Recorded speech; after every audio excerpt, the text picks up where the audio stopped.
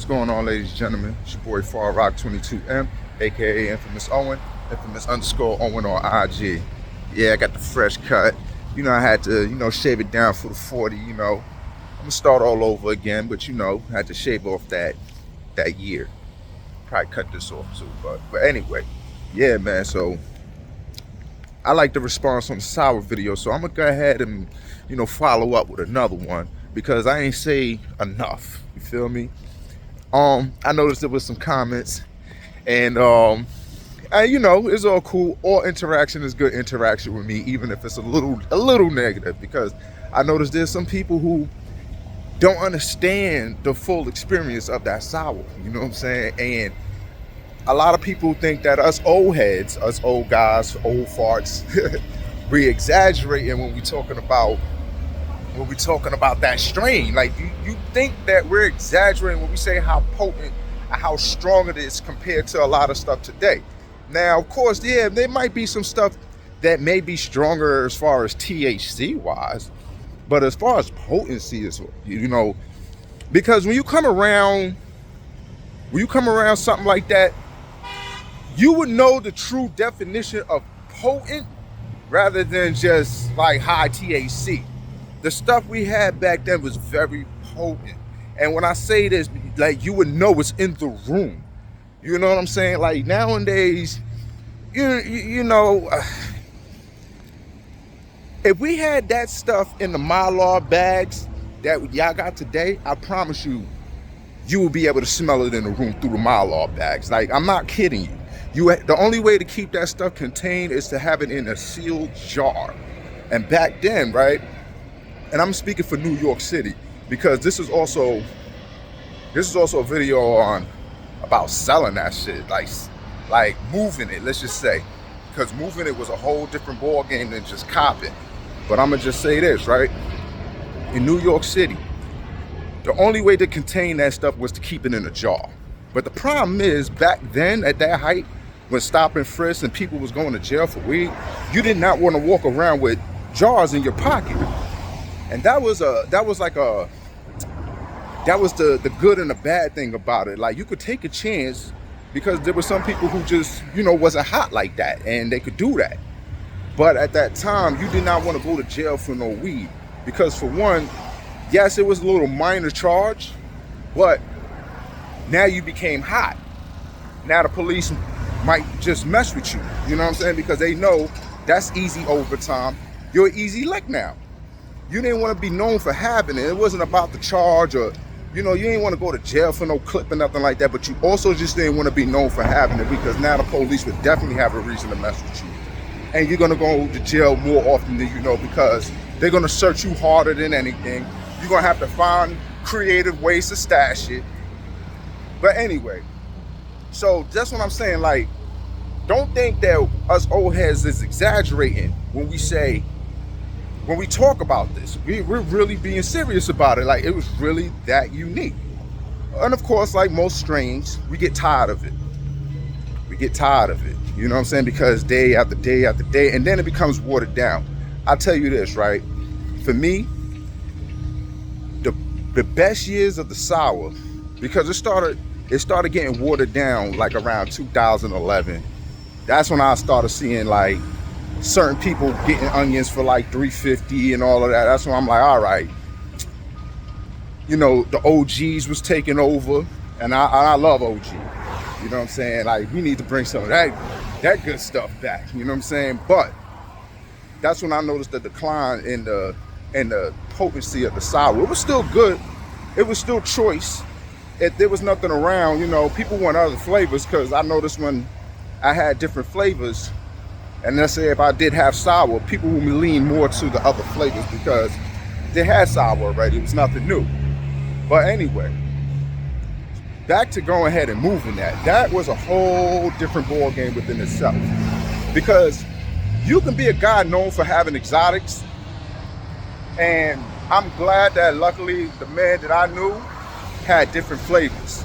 You know what I'm saying? So it wasn't just haze and sour and rockaway. We had an abundance of different kind of flavors that people wasn't up on. You know what I'm saying? We had the Jack Harris, we had the Northern Lights, You know what I'm saying? We had the blueberries, we had the God Bud, we had we had different levels of Kush, sour by sage sour, all that stuff we had.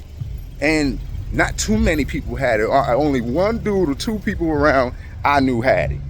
And luckily I was real good with the guy that had it, because you know what I'm saying, everybody couldn't get it, especially in weight. But anyway, but it's one thing, right? You can have haze, you can have all that. I can say, yo, I got some haze, I got some bubble, and I got some dubs of sour. It's like, huh, what? So you say they want the sour. Sour was like crap back in the days if you was moving bud. Like, with 500 an ounce, you're not gonna double your money, that's for sure. But you're gonna make it back so fast.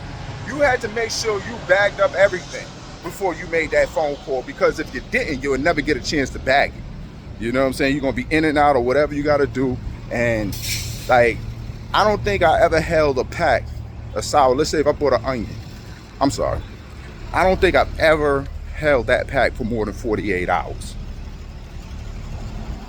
Never. Because as soon as you made the phone call, people borrowing money, they taking money from their moms, they taking money from their baby mamas, they going half, they doing everything to get that. And I'm not gonna lie, like, it was a blessing in disguise. You know what I'm saying? We didn't know it, but some of us did. But the good thing is that everybody couldn't get it. You know what I'm saying? So when you had it, that was it. You had gold. That was a cheat code into the game, but that cheat code will cost you $500, $550. You know what I'm saying? $550 if you didn't know the person. So, but as soon as you made a phone call, you could have made a phone call to anybody that you knew that smoked bud. I guarantee you, that pack was gonna get moved. Sour? Oh man. Give me a second. Yeah. So like I was saying, that was like gold. And it wasn't hard for you to move it if you knew a few pot smokers. It was very easy for you to move it. And if you had a flow already, that was it, man. That was it. Because all you had to do was call a few people that you knew that probably sold, whatever they sold, or whatever they did, people who had money. Because it wasn't for everybody. But there was people who would go hard just to get a taste of that. And if you had the official, I'm talking about that, what they say, the light green with the little dark specks and the orange hairs. Yeah, I ain't gonna lie though, moving it was something else, man.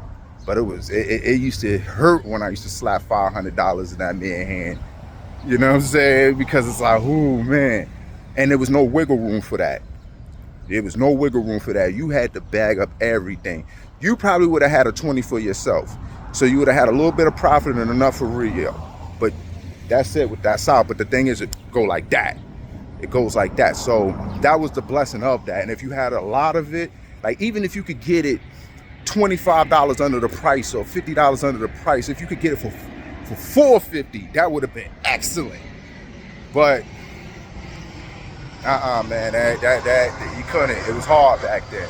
I was able to start getting that around like say 06, 07. That's when I started getting my hands on that. But I was smoking it because you couldn't get weight of it. You know, most of the people that had that, they was working for the services. They was just real connected, and they wasn't just giving it up like that, man. But luckily, even my homeboy that had it, it was hard for him to do that because he didn't get a lot of it, and he needed something for himself. And as soon as he said he had it, yo, they coming. There was times where I would be like, yo, bro, listen, man. You know, he'll call me and say, yo, I got it. And I'll be like, yo, bro, listen, you caught me at the bad time. Hey, listen, do me a favor, man. I got $4.25. I'll give you the 75 in less than 24 hours. Just please let me get it. I wasn't sounding like that, but that's how my customers would be sounding. But anyway, and I get it. Yo, within like 2 hours, of course, I'm calling him back. Yo, got that. And yo, it was crazy. But we're not exaggerating when we talk about how good that was. And this is why we're like, damn, man, we don't know what we had until it's gone.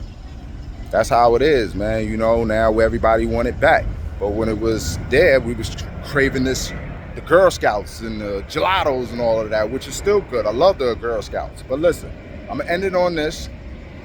Like, share, subscribe. Sandman O, Cash App. But most importantly, like, share, subscribe. Peace out, y'all.